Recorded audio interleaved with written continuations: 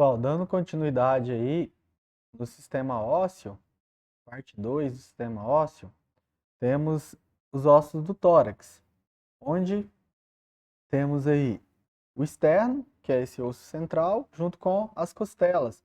E aí o pessoal chama de caixa torácica, gradil costal.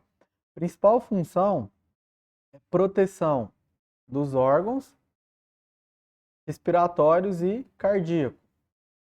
Então, as costelas têm a parte óssea delimitada e depois em azul as cartilagens, para que o tórax tenha expansibilidade. Quando a musculatura que preenche esses espaços contrai, o tórax expande para que você consiga respirar. Bom, ao todo nós temos aí 12 costelas. E aí, dessas 12 costelas de cada lado, as 7 primeiras, 1, 2, 3, 4, 5, 6, 7, são chamadas de verdadeiras. Por que elas são costelas verdadeiras? Porque elas fazem a união com o osso externo. Embaixo, eu tenho 3 costelas falsas. Essas costelas falsas fazem articulação somente com a cartilagem condral. E por último aqui, ó, eu tenho as costelas flutuantes. Elas flutuam. Essas costelas flutuantes, elas não se articulam na frente com o osso externo. Então, ao todo, 12 costelas de cada lado. O osso externo ele tem as suas 3 divisões. São divisões devido às articulações fibróticas que ele faz. O primeiro aqui é o manúbrio. Aqui eu tenho o corpo do externo. E perceba que é externo com S. E aqui embaixo o processo tifoide. Então essas são as 3 divisões do osso externo. Essas bolinhas aqui são as incisuras costais, por onde as costelas se encaixam, né? Elas vêm e a cartilagem da costela se encaixa aqui no osso externo. A costela é classificada como um osso alongado, então naquela classificação.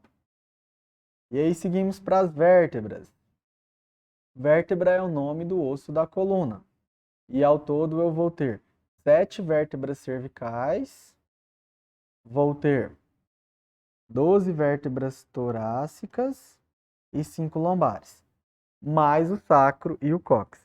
Isso em um adulto, porque em uma criança, o sacro ele ainda tem 5 vértebras que não foram se fundidas, elas são contadas separadas. No adulto elas se fundem e aí eu conto como um osso só. E o cóccix, que é o finalzinho aqui da coluna, no adulto eles são 4 vértebras. Então, depois que a criança se torna um adulto, se funde e eu tenho um osso único que é o cóccix. Então há essa diferença de quantidade. Então vão ser, olhando do ponto de vista das curvaturas, a criança também, em um plano de perfil, a coluna dela é reta. A partir dos 2 anos de idade, as curvaturas começam a se formar. E aí ela tem uma lordose cervical, tem uma cifose torácica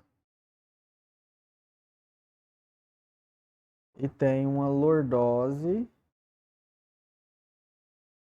lombar. E aqui mais uma cifose torácica. Ou, cifose sacral, perdão, pessoal. Então essas curvaturas, né, lordose, cifose, aumenta a resistência da coluna.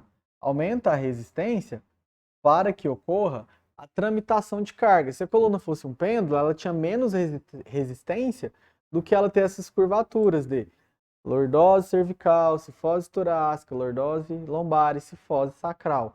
Essas curvaturas aumentam a resistência da coluna. O problema é que, às vezes, essas curvaturas elas se exacerbam. E aí, se elas aumentar a angulação mais do que o que é normal, a pessoa tem uma patologia. Exemplo, a hipercifose torácica, que é o famoso corcundinha, né?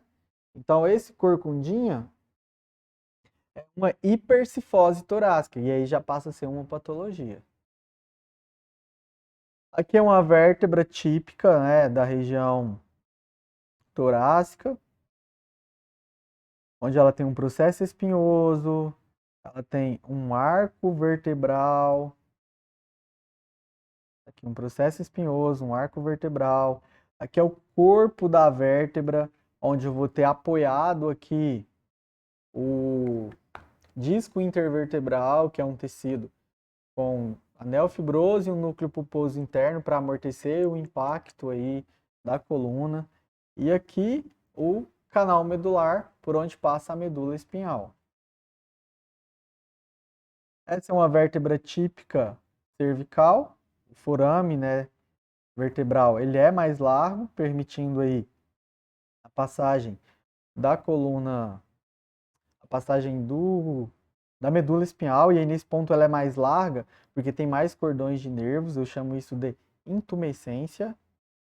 Esse forame aqui é por onde passa a artéria carótida, que leva sangue para o cérebro, o corpo da vértebra e o processo espinhoso. Pessoal, por conta desse processo espinhoso, é que o pessoal chama a coluna de espinha, né? Como se fosse a espinha de um peixe, por conta aí desse processo espinhoso. Aqui uma vértebra torácica típica, a diferença é que ela tem essa fóvea costal, que é onde a costela encaixa, mas tem forame vertebral, tem corpo, tem processo espinhoso, tem aqui as faces articulares. Uma vértebra lombar.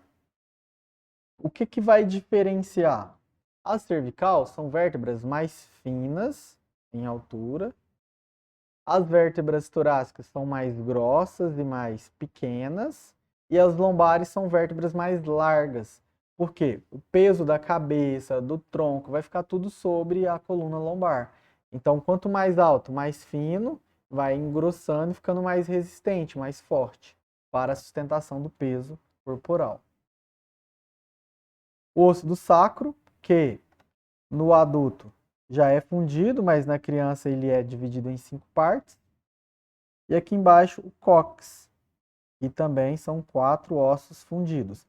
Esse processo de fusão óssea é chamado de sinostose. Sinostose.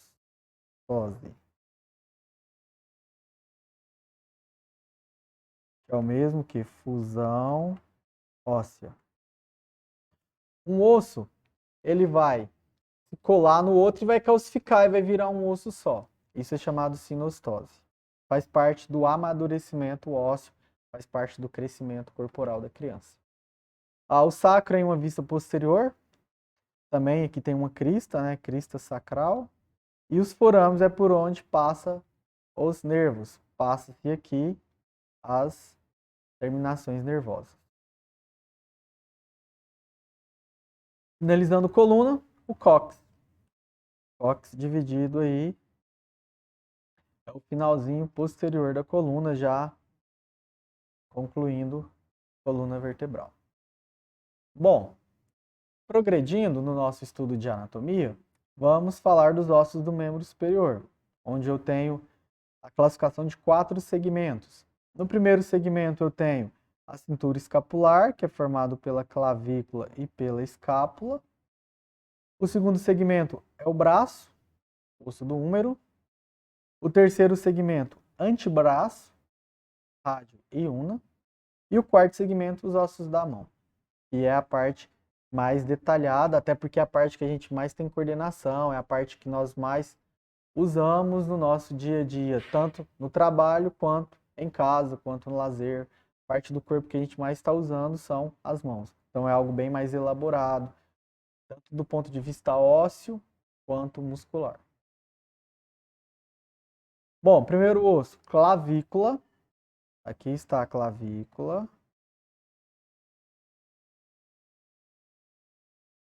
E o segundo osso do primeiro segmento, a escápula. Muita gente chama ela de pá. Onde eles ficam localizados? Clavícula, aqui, escápula, de cá e de cá. Então, eles formam a cintura escapular.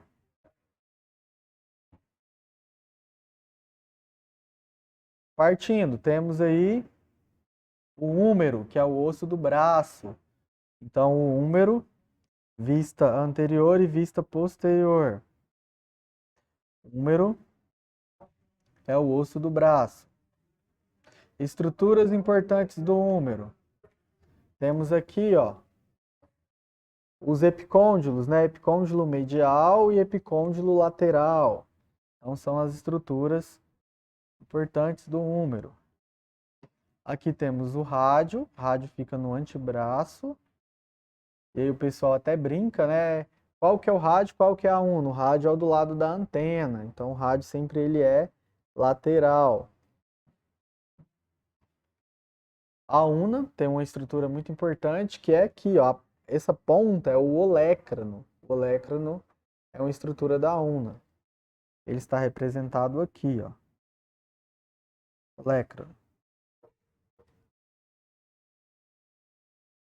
Olécrano é uma estrutura da una, representado por essa imagem. Chegamos na mão. A mão tem a divisão de carpo, é o mesmo que punho. Na palma das mãos, temos os metacarpos, que vai de primeiro, segundo, terceiro, quarto e quinto. Esses são os metacarpos. E depois temos as falanges, né? Falange proximal e distal no polegar, proximal, média ou intermediária e distal. Então, no punho, carpo, metacarpo e as falanges, proximal, intermediária e distal. Polegar, indicador, dedo, médio, anular e mínimo. Então, essa é a sequência dos dedos. Aqui, detalhadamente, os ossos do carpo. Tem 4 da fileira proximal e 4 da fileira distal. Na fileira proximal, olha, vou colorir o escafoide de vermelho. Vou colorir o semilunar de azul. Vou colorir o triquetral, que aí na tradução, isso ainda do latim, o triquetral é o piramidal. Então pode trocar esse nome para piramidal, em uma tradução mais recente. Então o piramidal é o verde e o pisiforme eu vou colorir de laranja. Perceba que esses 4 ossos, eles estão aqui, ó, na fileira proximal, fazendo articulação com rádio e com una. Eles estão aqui.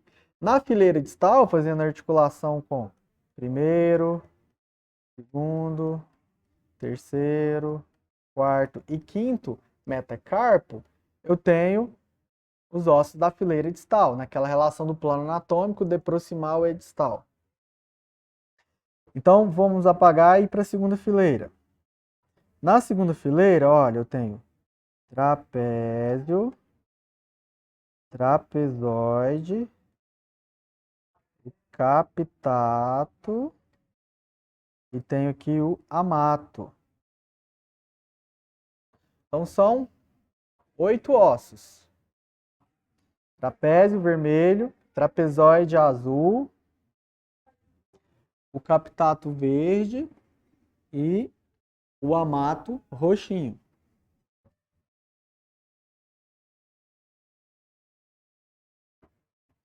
Pessoal, seguindo, vamos para membros inferiores. Perna, primeiro segmento. Eu tenho a cintura pélvica, que é formado pelo osso do quadril, que é chamado de pelve. O segundo segmento é o fêmur. O terceiro segmento, tíbia e fíbula. O pessoal chama de canela. E o pé, que é o último segmento. O pé também eu tenho muito mais ossos. Se você fizer analogia e comparação, os membros superiores é muito parecido com o membro inferior. O que muda? O inferior ele é mais resistente, ele é mais forte, porque ele sustenta o peso do corpo. E aí, lógico, os ossos vão mudar de nome. Mas olha, fazendo uma analogia, no superior, no lugar da pelve, eu tenho escápula. No lugar do úmero eu tenho fêmur. No lugar do rádio eu tenho a tíbia. No lugar da una eu tenho a fíbula. Então dá para fazer analogia. Vocês vão ver que no pé eu tenho tarso e metatarso, enquanto que na mão eu tenho carpo e metacarpo. Progredindo. Na criança, esses três ossos são divididos, eles são separados. Então eu conto 3 ossos lá. Mas no adulto eles se fundiram. Então, essa parte amarela maior é o ilíaco. A parte em azul é o isquio. E a parte em vermelho é o pubis. Ilho, isquio e pubis. Então, o ilho, isquio e o pubis irá formar o osso do quadril, a pelve, que muita gente conhece como bacia, mas não é o nome anatômico. O pubis fica na frente e atrás fica os isquios. Então, o bumbum está aqui e na frente está o órgão genital. Esse buraco aqui é o maior forame do corpo humano, forame obturado. É o maior forame do corpo humano. Essa parte aqui, ó, é a asa do ilho. E aí tem as cristas ilíacas, né? Anterior, posterior.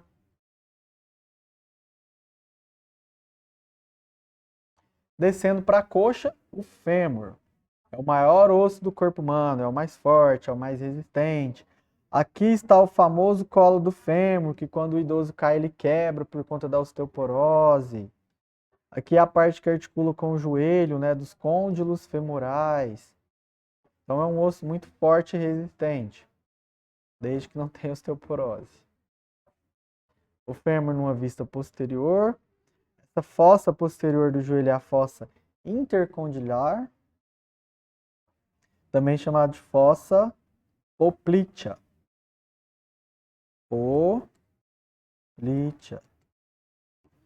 Pessoal, por que eu estou falando esses termos e anotando? Porque a banca ela pode cobrar o sinônimo.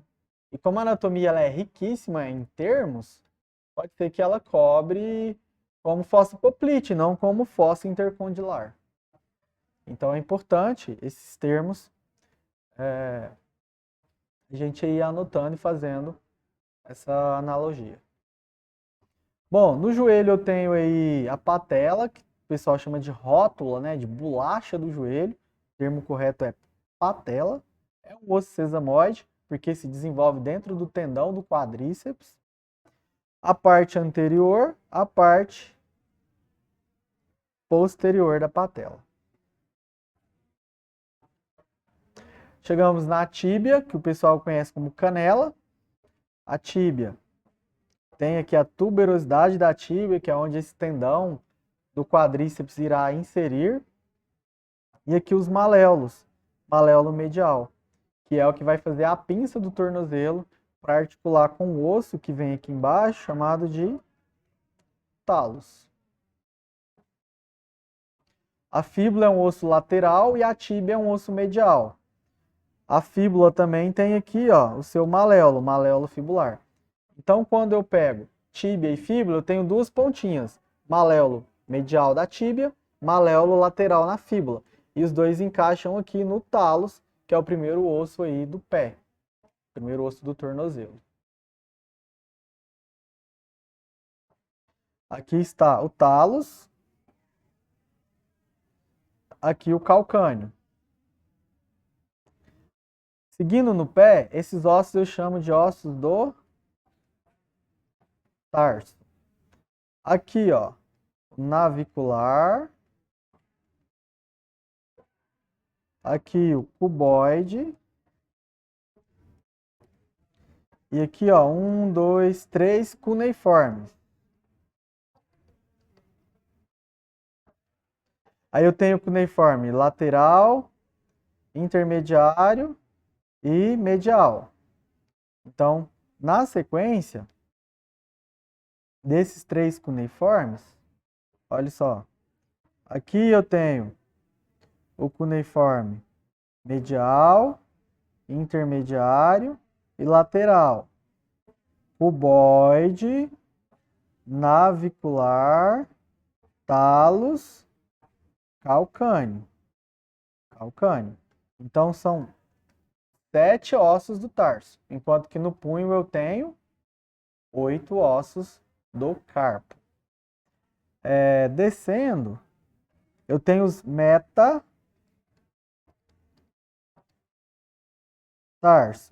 Primeiro, segundo, terceiro, quarto e quinto.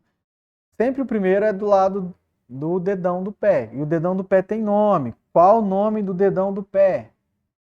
O dedão do pé ele chama hallux. Então, hallux é o nome do dedão do pé. E os demais dedos?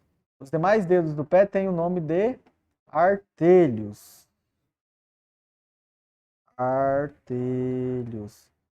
Se perguntar lá na sua prova, o indivíduo teve uma lesão dos artelhos. Qual que é a região? Dedos dos pés. Com exceção do hallux, que é o dedão do pé. Assim como na mão eu tenho o polegar, no pé eu tenho o hallux. Aqui o pé na vista inferior, na vista plantar. E aí vamos para as questões. Questão de papiloscopista policial, 2015. Assinale a alternativa que apresenta os ossos que formam a base do crânio. Nós já respondemos essa, né? Frontal, etimoide, esfenóide, temporal, parietal e occipital. São esses os ossos. Auxiliar de papiloscopista policial de São Paulo, PC São Paulo. Inclusive, tem um edital iminente para sair aí da Polícia Científica também de São Paulo. Na análise de uma ossada humana pelo antropólogo forense, com a finalidade de identificação de um indivíduo, características do crânio poderão contribuir para predizer principalmente os seguintes parâmetros. Olhando o crânio, eu consigo ver idade, sim, se é adulto, se é criança, mas a altura, não. Sexo pelo crânio, até que dá, mas só sexo, não, né? Por quê? Pela glabela dá para saber se é homem ou mulher, mas eu vejo mais coisas, né? Sexo e altura? Altura não. Somente idade? Não. Agora aqui, ó. Sexo e idade. Sim, eu consigo ver se é velho ou novo, pejorativo, né? Idoso ou criança. E homem ou mulher. Consigo ver? Sim, pelo crânio. Questão de São Paulo para papiloscopia. Papiloscopia é a galera que faz identificação por digital. No exame antropológico forense de uma ossada humana completa, correspondente ao indivíduo adulto, com finalidade de definir a altura e sexo, os ossos mais indicados são... Olha, se eu quero ver a altura, eu tenho que olhar fêmur. Clavícula eu não consigo separar se é homem ou mulher. Mas pelve de homem e de mulher é diferente. A de mulher, por abrigar ali o útero, o ovário, ela é mais larga e ela tem um aspecto de um coração. A do homem é mais redonda e mais fechada. Então, para ver aqui, ó, altura, eu pego fêmur. Para ver sexo, eu pego pelve. Letra C. Ah, eu quero ver sexo pelo crânio. Posso, mas tem alternativa fêmur e crânio? Não tem. Então, eu fico com a letra C. Para vocês conferirem aí o gabarito, letra C. Bom, pessoal, concluímos mais um sistema, que é o sistema ósseo. E aí, na próxima aula, nós nos encontramos com o sistema articular.